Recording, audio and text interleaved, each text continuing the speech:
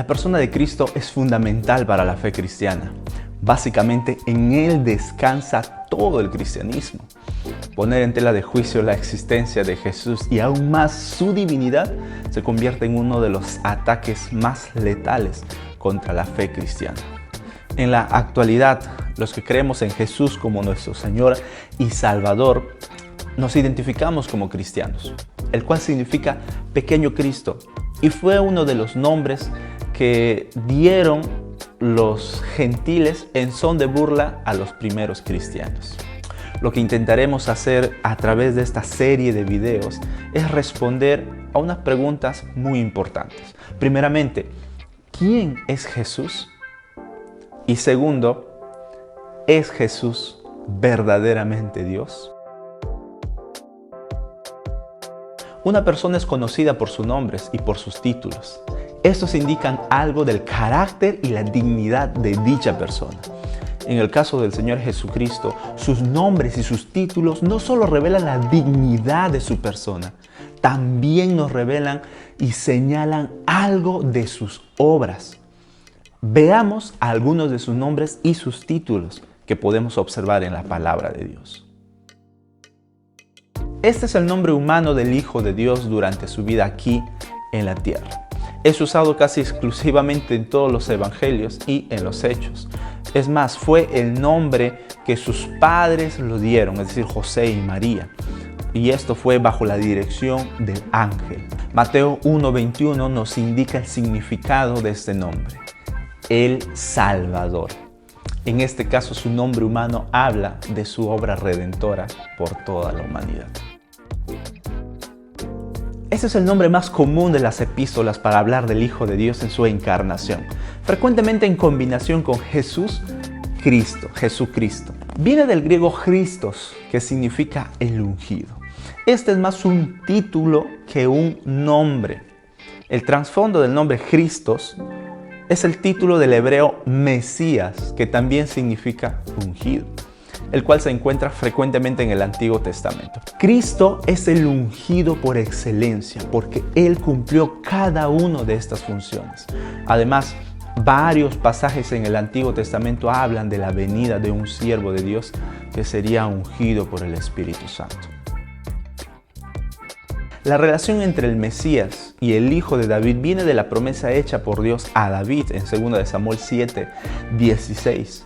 Los profetas hablaron en varias oportunidades de un reino que sería establecido en los últimos tiempos, sobre el cual reinará un descendiente de David. Durante la vida de Jesús, muchos lo reconocieron como el Hijo de David. Para los judíos, el título Hijo de Dios hacía referencia sencillamente a un ser humano, sobre quien reposaría el poder de Dios. Sin embargo, en base a Salmo 110, Jesús demostró que el Hijo de Dios, profetizado en el Antiguo Testamento, sería más que un humano.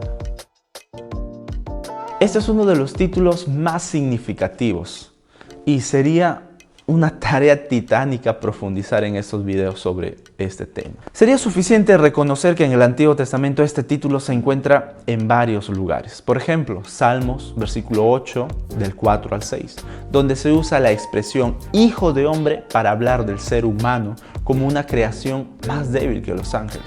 Daniel 7:13, donde se usa en referencia a un ser celestial que tenía la forma de hijo de hombre. Algunos estudiosos afirman que cuando Cristo usó este título solo estaba queriendo hablar de sí mismo como un ser humano, con todas las debilidades que eso implicaba. Lo más probable es que Cristo usó este título en un doble sentido. La mayoría, al estudiar este título, entendería que Cristo estaba refiriéndose a sí mismo como un ser humano, mientras que los que creían en Él entenderían que se estaba refiriendo a sí mismo como el ser celestial de Daniel capítulo 13. Lo interesante es ver cómo Cristo usó este título. A veces lo usó en el contexto de hablar de su misión terrenal, por ejemplo Mateo 9:11. También lo usó para hablar de su misión redentora, que implicaba un gran sufrimiento, por ejemplo en Marcos 8:31. Finalmente, debemos notar que el Señor usó este título para hablar de su obra al fin del mundo. Al parecer, el Señor prefirió usar este título, Hijo de hombre, en vez de Mesías, porque se prestaba para menos interpretaciones incorrectas. Todos estaban esperando al Mesías y tenían ciertas ideas acerca de lo que haría cuando viniera, sobre todo políticamente. Nadie o pocos estaban esperando la venida de un hijo de hombre. Y por ende, el Señor pudo usar este título y darle el contenido que Él deseaba. Mateo capítulo 10, versículo 45, relaciona los títulos Hijo de Hombre y Siervo. Una vez más, la Biblia nos da el trasfondo de este título y explica el uso en relación con la persona de Cristo.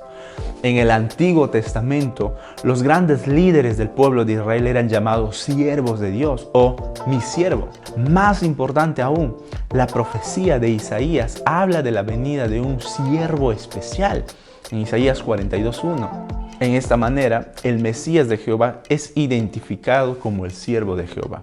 Cristo es a la vez el siervo líder del pueblo de Dios. En Filipenses capítulo 2, versículos 6 al 7, Pablo enseña que Cristo, siendo Dios mismo, tomó la forma, o igual la característica esencial de un siervo. El contexto del sufrimiento de Cristo se relaciona al pasaje de Isaías capítulo 53.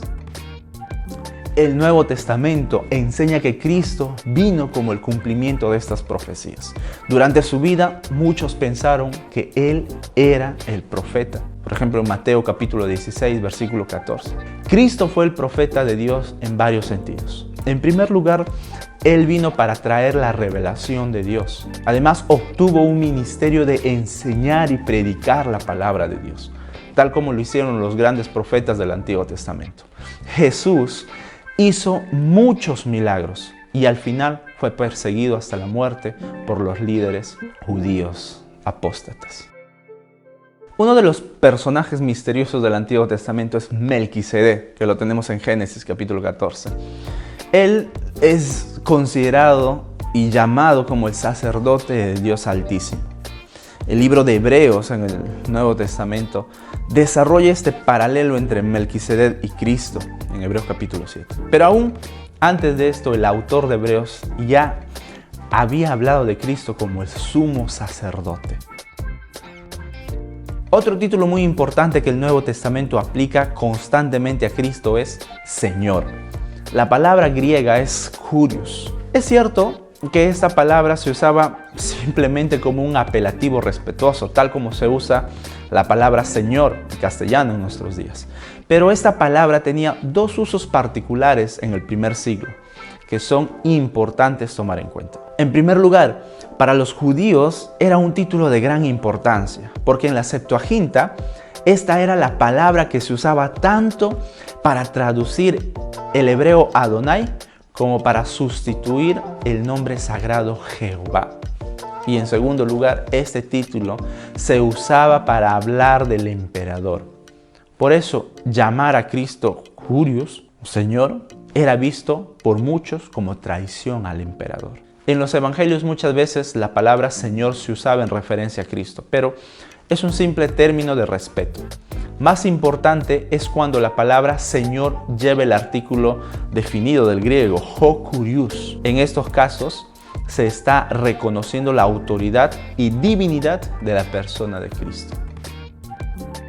Una lectura de los evangelios, especialmente en Juan, nos muestra claramente que Cristo se consideró hijo de Dios. Durante su vida terrenal, el Señor Jesús habló de Dios como su Padre, dirigiéndose a Él con el término Abba. El Señor mismo enseñó a sus discípulos a dirigirse a Dios también como Padre. En el momento de su bautismo, Dios reconoció públicamente a Cristo como su Hijo. Sin embargo, este no fue el momento en que Cristo comenzó a reconocer públicamente su naturaleza de Hijo del Padre. Pero el libro que más resalta la naturaleza de Cristo como Hijo de Dios es el Evangelio de Juan. Juan aclara que su propósito al escribir su Evangelio era justamente para comprobar que Cristo es el Hijo de Dios. Juan enfatiza que Cristo es el Hijo de Dios en un sentido único.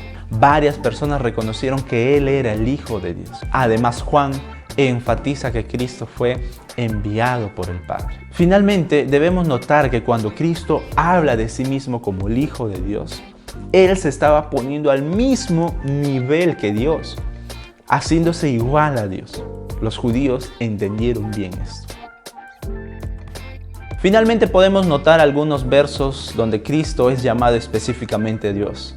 Dado que los autores del Nuevo Testamento eran judíos monoteístas, creyentes en un solo Dios, no es de sorprenderse que ellos tenían la tendencia de reservar la palabra Dios para hablar de la divinidad en sí, o de la primera persona de la Trinidad. Por eso, aún las pocas veces que hablaron de Cristo como Dios, son de mucha importancia para reconocer su divinidad. Tomás reconoció que Cristo era Dios en Juan 20:28.